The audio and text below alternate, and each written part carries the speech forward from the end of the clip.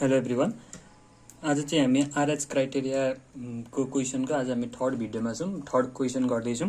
योभन्दा अगाडि मैले दुईवटा भिडियो हालिसकेको छु। फर्स्ट भिडियोमा चाहिँ मैले स्टेबिलिटी भनेको के हो, कुन कुन कन्डिसनमा स्टेबल हुन्छ, कस्तो बेला अनस्टेबल हुन्छ, कति बेला क्रिटिकल्ली स्टेबल हुन्छ र यो कुरा क्यारेक्टरिस्टिक इक्वेसन दिएको छ भने यो सिस्टमको नेचर कस्तो छ हो त्यसलाई थाहा पाउनको लागि हामी आरएच क्राइटेरिया भन्ने युज गर्छौँ। त्यो कसरी युज गर्छौँ र त्यो क्राइटेरियाबाट हामीले के पत्ता लगाएर चाहिँ केले चाहिँ डिटरमाइन गर्छ कि हाम्रो सिस्टम स्टेबल छ कि छैन भन्ने बारेमा हामीले फर्स्ट भिडियोमा डिस्कस गरेको थियौँ। सँगसँगै फर्स्ट भिडियोमै एउटा सानो सिम्पल क्वेसन पनि लिएर हामीले सिस्टमको नेचर हेरेको थियौँ। त्यसपछि हामीले सेकेन्ड क्वेसनमा एउटा फर्स्ट केस लिएको थियौँ, जुन फर्स्ट केसमा चाहिँ हामीले आरएच एरे सल्भ गर्दाखेरि फर्स्ट कलममा आउने जिरो, इफ कुनै एलिमेन्ट जिरो आयो भने हामी त्यसलाई कसरी सल्भ गर्छौँ त्यो बारेमा हामीले सेकेन्ड भिडियोमा गरेको थियौँ। यो चाहिँ हाम्रो केस 2 हो। यो मेरो थर्ड भिडियो पनि हो आरएच क्राइटेरियाको र यो सायद लास्ट भिडियो पनि हो। यति केस 1 र केस 2 मजाले स्टडी गरिसकेपछि आरएच क्राइटेरिया युज गरेर कुनै पनि सिस्टमको स्टेबिलिटी चेक गर्न सजिलै सकिन्छ। सो यो सायद लास्ट भिडियो हुनसक्छ र यो केस 2 हो। केस 2 भनेको मैले सेकेन्ड भिडियोमा भनेको थिएँ। केस 2 भनेको चाहिँ कुनै रो एलिमेन्टमा सबै एलिमेन्ट जिरो आयो भने हामी केस 2 मान्छौँ भनेर भनेको थिएँ। अहिले यो क्वेसन हेरेर चाहिँ यो केस कुन हो, स्पेसल केस हो कि सिम्पल क्वेसन हो भन्ने हामी अहिले थाहा पाउन सकिन्न। तर जब हामी सल्भ गर्दै जान्छौँ तब हामी एउटा पोइन्टमा पुगेपछि जब एउटा रोको सबै एलिमेन्ट जिरो आउँछ तब यो स्पेसल केस रहेछ है भन्ने अनि हामीलाई थाहा हुन्छ। सो यो क्वेसन पनि अहिले यसो हेरेर चाहिँ थाहा हुँदैन, तर मैले त्यो केस 2 आउने खालको क्वेसन नै लिएको भएर मैले सुरुमा भन्दैछु यो केस 2 भनेर। यसको लागि हामी अब पहिलाको जस्तै आरएच एरे बनाउन थालौँ। सबभन्दा सुरुमा दुईवटा कन्डिसन हेर्नुपर्ने हुन्छ। यहाँनिर कुनै हाम्रो जुन क्यारेक्टरिस्टिक इक्वेसन दिएको छ नि, यहाँनिर कुनै कफिसियन्ट मिसिङ छ कि छैन भनेर। जस्तै यसको पावर 6 छ, यसको पावर 5 को कफिसियन्ट छ, यसको पावर 4 को कफिसियन्ट छ, S3 S2 S1 S0 भनेपछि S6 डिग्रीको इक्वेसनमा हाम्रो 6 डिग्रीको 5 डिग्रीको 4 3 सबैको टर्म कफिसियन्ट छ एउटा। सो हाम्रो फर्स्ट कन्डिसन मिट भयो। अर्को कन्डिसन सबैको एउटै साइन हुनुपर्छ भन्ने हो। यहाँनिर सबैको साइन पोजिटिभ पोजिटिभ पोजिटिभ नै छ भनेपछि हाम्रो दुईटै कन्डिसन मिट भइसकेको छ। अब हामी फर्दर आरएचको लागि गर्छौँ। त्यसको लागि अब आरएच एरेहरू कसरी बनाउने भन्ने कन्फ्युजन छ भने त्यो अगाडिको दुईवटा भिडियो हेर्नु होला, त्यो बुझिन्छ। यसमा चाहिँ म त्यो एरे बनाउने बारे यति साह्रो डिस्कस गर्दिनँ। स्टेप 1 गरौँ। स्टेप 1 मा के लेखौँ भन्दाखेरि सुरुमा हामीले के चेक गऱ्यौँ भने मिसिङ टर्म छ कि छैन, त्यो हामीले सुरुमा चेक गरौँ। कुनै मिसिङ कफिसियन्ट छ कि छैन। So no missing term. And सेकेन्डमा हामीले के चेक गऱ्यौँ, कफिसियन्टको sign. And all coefficient have same sign. यो दुइटा हामीले चेक गऱ्यौँ भयो। त्यसपछि हामीले आरएच एरे बनाउनु पर्ने हुन्छ। सो हाम्रो आरएच एरे के भन्छ, 6 डिग्रीको हाम्रो इक्वेसन दिएको छ, क्यारेक्टरिस्टिक इक्वेसन एस प्लेनमा। भनेपछि हामीले अब सुरुमा दुईवटा रो बनाउनु पर्छ, जुन चाहिँ एसएन र SN-1 भनेपछि S6 र S5 को एउटा बनाउनु पर्ने हुन्छ। S6 को कफिसियन्ट के हो, 1 हो। सो हामी 1 लेख्छौँ। भने S5 को कति हो, 2 हो। सो हामी यहाँ 2 लेख्छौँ। त्यसपछि आउँदै गर्नेहरूलाई चाहिँ हामी अल्टरनेटली लेख्दै जान्छौँ। जस्तै 8 लाई यहाँ लेख्छौँ, त्यसपछि आउने जुन 12 छ 12 लाई यहाँ लेख्छौँ, त्यसपछि 20 लाई यहाँ लेख्छौँ, 16 लाई यहाँ लेख्छौँ, 16 लाई यहाँ लेख्छौँ भने केही छैन। त्यसपछि लास्टमा एउटा र या 0 लेखिदिने। अब यसलाई अर्को तरिकाले कसरी पनि बुझ्दा हुन्छ भन्दाखेरि हामीले S6 मा लेख्यौँ नि, त्यसपछि 6 भनेको इभन हो। इभनको कफिसियन्ट सबै यसरी लेख्दैन। यो भनेको अब S4 को कफिसियन्ट हो, यो भनेको S2 को कफिसियन्ट हो, यो भनेको S1 को, यो भनेको S0 कफिसियन्ट हो। सिमिलरली S5 भनेको अड हो, यहाँनिर चाहिँ अडको कफिसियन्ट हो। यो लेख्दै जाने। अब यसरी पनि बुझ्दा हुन्छ, अरू अल्टरनेटिभली लेख्दै जाँदा पनि हुन्छ। यति भयो। त्यसपछि हामीले SN भनेको S6 भयो, SN-1 S5 भयो, SN-2 भनेको S को पावर 4 एक घट्दै आउने भनेपछि हाम्रो के हुन्छ यहाँनिर B1 B2 B3। यो B1 B2 B3 हामीले पत्ता लगाउनु पर्ने हुन्छ। यो कसरी पत्ता लगाउने यो सबै मैले अगाडिको भिडियोमा गरिसकेको छु। सिधै फर्मुला लेखिदिन्छु। हाम्रो B1 हुन्छ -1 सबैमा हुन्छ डिभाइड बाई B1 देखि माथिको कति हो, 2 हो। डिटर्मिनेन्ट लिने 1 2 3 4 यो चारवटा म्याट्रिक्स 1 2 8 12 भयो। अब यतिलाई हामीले सल्भ गरेपछि आउँछ हाम्रो 2।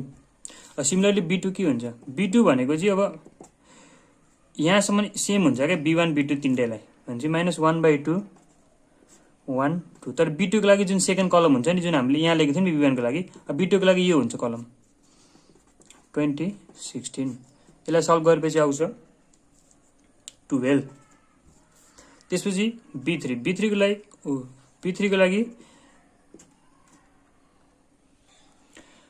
लागि हाम्रो हुन्छ -1/2 र फर्स्ट कलमसम्म त्यही सार्ने B को लागि जुन लेख्दियौँ B1 को लागि। त्यसपछि यो लास्टको दुईटा कलम 16 0। सो यसलाई हामीले सल्भ गरेपछि आउँछ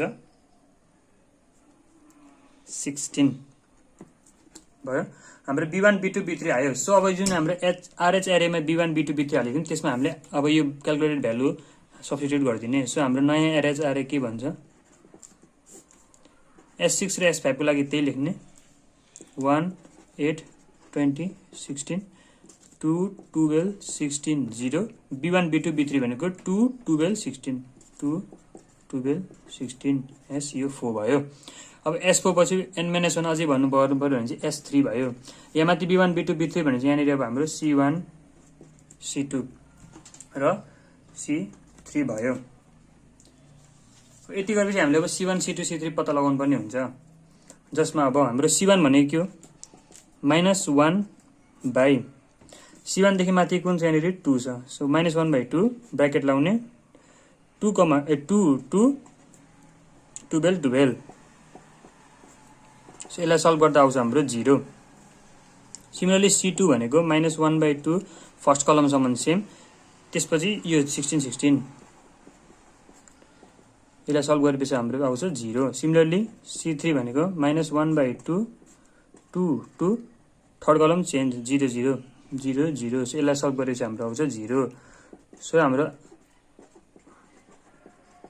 नयाँ RH एरे के भन्यो S6 S5 S4 S3 1 8 20 16 2 12 16 0 2 12 16 0 0 0।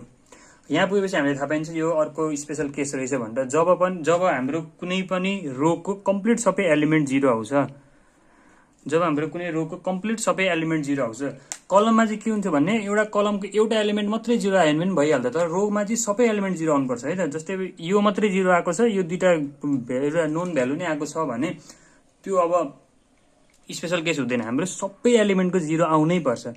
यो कन्डिसनमा हेरौँ यो 0 तिनटै 0 आएको छ, यो हाम्रो स्पेशल केस हो। अब यसमा म अलिकति इन्साइट के दिन चाहन्छु भन्दाखेरि यदि रोमा सबैको भ्यालु 0 आएको छ भने त्यसको मतलब के हो भन्दाखेरि जब हामीले एस प्लेन बनाउँछौँ नि, जब हाम्रो एस प्लेन बनाउँछौँ जसमा यो हाम्रो रियल पार्ट हुन्छ सिग्मा, यो यो रियल पार्टको नेगेटिभतिर हुन्छ माइनस सिग्मा, यो इमेजिनेरी पार्ट हुन्छ जी ओमेगा, यो माइनस जी ओमेगा है।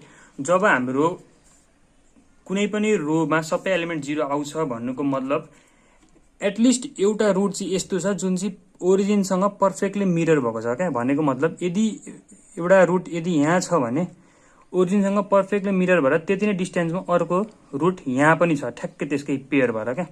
और इफ यहाँ छ भने यहाँ छ, यहाँ छ भने यहाँ छ, इफ एउटा कुनै रुट यहाँ छ भने पर्फेक्ट ओरिजिनसँग मिरर भएर इक्वि डिस्टेन्समै ठ्याक्कै अर्को ठाउँमा हुन्छ भन्न खोजेको यो हाम्रो एउटा कुनै रोको सबै एलिमेन्ट 0 आउनु भनेको खासमा कुरा यही हो। यदि कुनै इमेजिनेरी एक्सिस यहाँनिर एउटा हाम्रो रुट छ भने एउटा यहाँनिर हुन्छ क्या।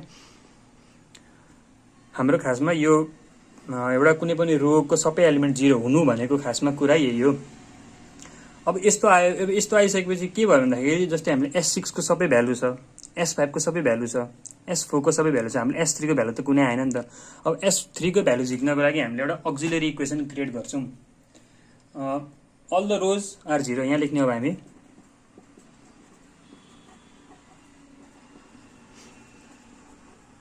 All the roots are 0 so we need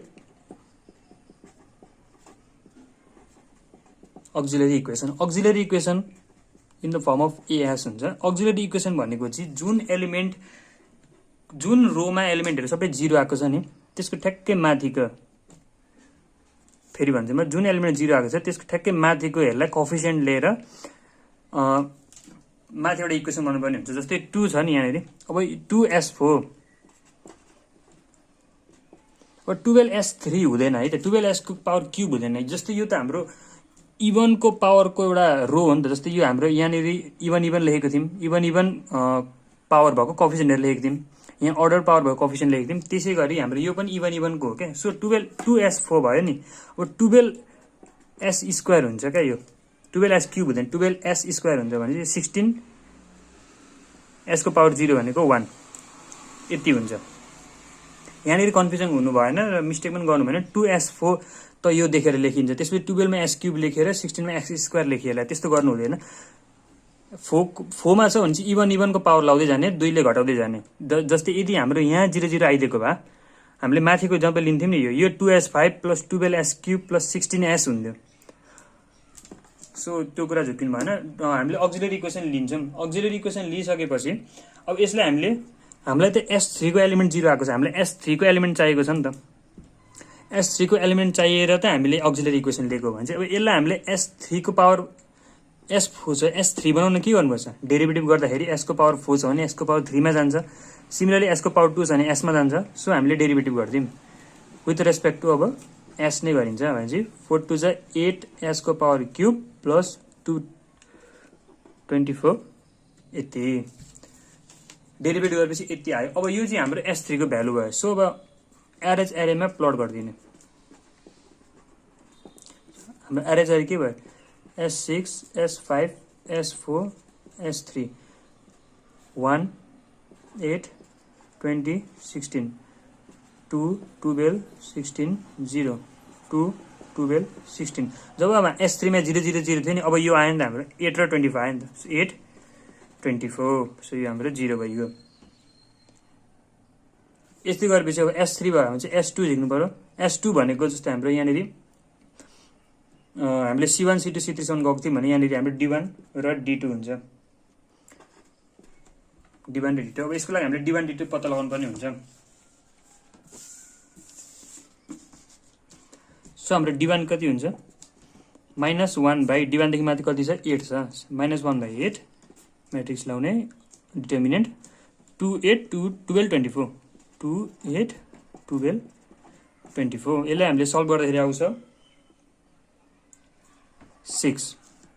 similarly d2 भनेको कति हाम्रो -1 बाई 8 र फर्स्ट कलमसम्म सेम हुन्छ, त्यसपछि चाहिँ हाम्रो चेन्ज हुन्छ 16 0। यसलाई सल्भ गर्दा आउँछ हाम्रो 16। सो हाम्रो आरएचआर के भन्नु,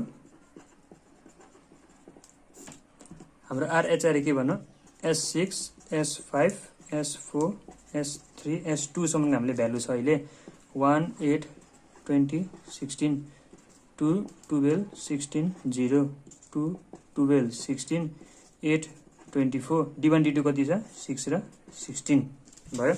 त्यसपछि अब हामीलाई s1 चाहियो। s1 भनेको हाम्रो यो d सम्म गएको छ भने चाहिँ e1, हाम्रो e1 कति हुन्छ यहाँनिर साइडमा लेख्यौँ -1 बाई 6 8 6 24 16। यसलाई सल्भ गरेपछि आउँछ हाम्रो आउँछ 8 बाई 3। 8 बाई 3 भनेको हाम्रो कति हो 2.67 2.67। सो हाम्रो e1 कति भयो 2.67, e1 मै लेखिदिन्छु 2.67। s को पावर 0, s को पावर 0 भनेको हाम्रो कन्स्ट्यान्ट टर्म हो। सो यसलाई हामीले सल्भ गर्दा पनि हुन्छ र डाइरेक्ट हामीले जुन हाम्रो इक्वेसन दिएको छ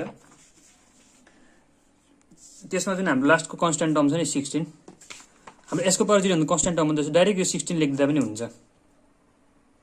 सल्भ गर्ने भए पनि 16 नै आउँछ। सल्भ गर्दा जस्तो बेला सल्भै गरौँ न त है। f1 को लागि के हुन्छ -1 बाई 8 बाई 3 अनि 6 8 बाई 3 16 0। सो यसलाई हामीले सल्भ गर्दाखेरि आउने भनेको 16 नै हो। सो हामीले 16 आयो।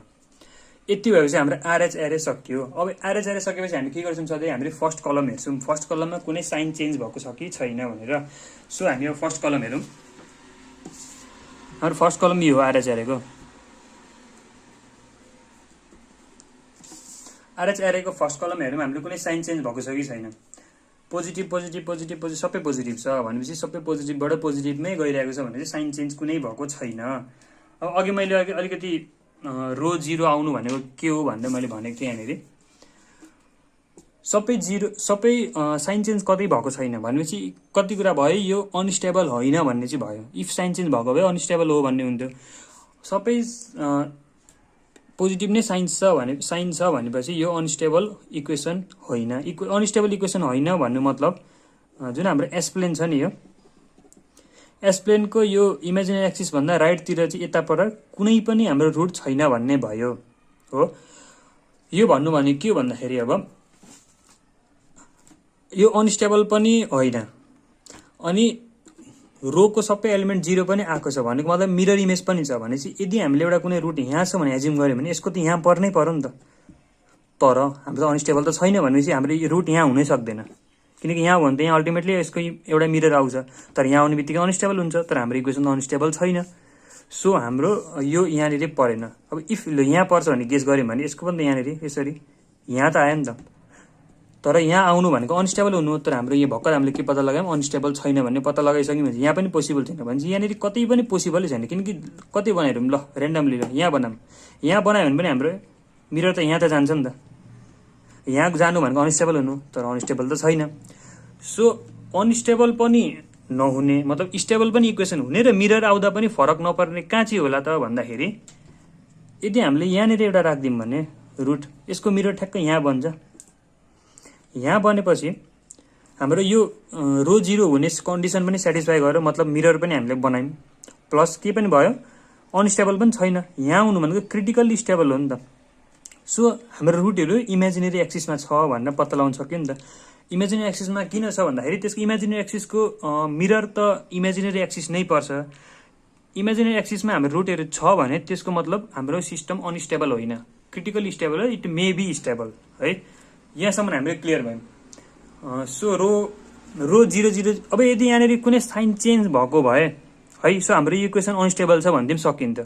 तर साइन चेन्ज नहुनु भनेको मतलब त हाम्रो इमेजिनेरीमा पर्नु हो नि त। यो कन्सेप्ट एकदम क्लियर हुनु पर्यो है त। साइन चेन्ज भएको भए त हाम्रो एउटा यहाँ छ एउटा यहाँ छ, सो अनस्टेबल छ, सक्यो। तर साइन चेन्ज भएन भनेपछि यहाँ त हुनै सकेन नि त, किनकि यता कतै हुने बित्तिकै लेफ्ट ह्यान्डमा पर्ने बित्तिकै त्यसको मिरर त राइट ह्यान्डतिर पुग्छ, राइट ह्यान्ड हुने बित्तिकै हाम्रो अनस्टेबल भइहाल्छ। तर अनस्टेबल त छैन हाम्रो यो। सो हाम्रो इमेजिनेरी एक्सिसमा मात्रै छ रुट भन्ने यो कुरा हामीले जनायौँ।